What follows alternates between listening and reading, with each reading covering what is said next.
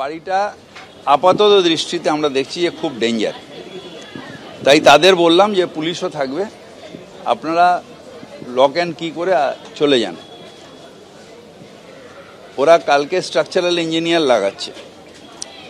Structural engineer যদি দেখেন যে স্ট্রাকচারালি ফিট আছে তাহলে আবার চলে আসবে, আর যদি দেখা যায় না স্ট্রাকচারালি নট সাউন্ড, মানে স্ট্রাকচারালি বিপদ আছে, তাহলে এই বাড়িটাকে আমরা ভেঙে দেবো।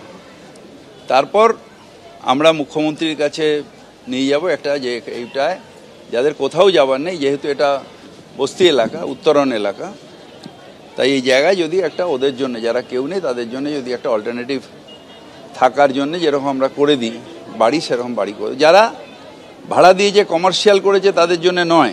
অলরেডি কমপ্লেন হয়ে গেছে, কর্পোরেশন নোটিশ সার্ভ এই বিল্ডিংটার অনেক দিন আগে করে দিয়েছে। এবার যেহেতু এটা প্রায় 8 বছর বলছে ওরা, 7-8 বছর আগেকার বিল্ডিং, তো এটা দেখে নিচ্ছি আমরা যে স্ট্রাকচারটা কি আছে না আছে। এখন থেকে কোনো ইললিগাল করতে দেব না। ইললিগাল হওয়ার সম্ভাবনায় থাকলে ডিজির পর্যন্ত চাকরি যাবে, কিন্তু যেগুলো আগে হয়ে গেছে, ট্র্যাডিশনালি হয়ে রয়েছে, এত মানুষ রয়েছে, তাদের আমি কোথায় পাঠাবো? পুরসভা আছে, টাকা তুলতে পুরসভা আছে।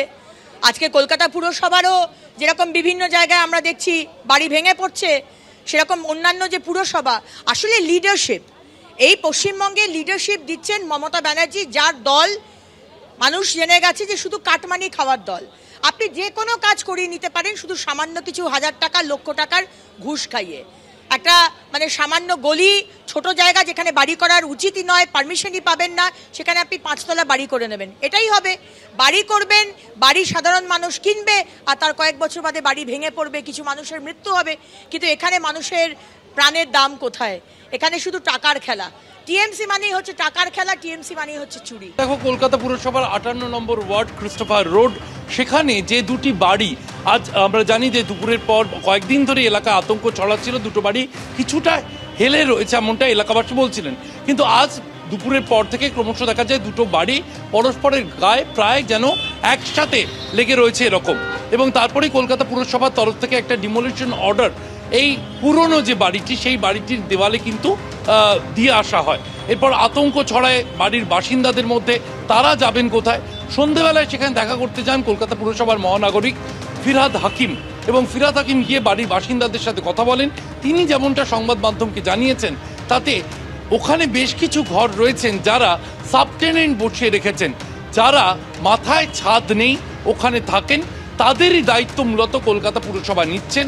এবং সেক্ষেত্রে আগামীকাল ভাঙা হচ্ছে না বাড়িটি, আগামীকাল স্ট্রাকচারাল ইঞ্জিনিয়ার আনা হবে কলকাতা পুরসভা থেকে। ইঞ্জিনিয়ার দেখে যদি বলেন এই বাড়িটি থাকার জন্য বিপজ্জনক নয়, স্ট্রাকচারাল ইঞ্জিনিয়াররা কি বলছেন তার উপর ভবিষ্যতে কি করা হবে সেইটা বিষয়ে চূড়ান্ত সিদ্ধান্ত নেওয়া হবে।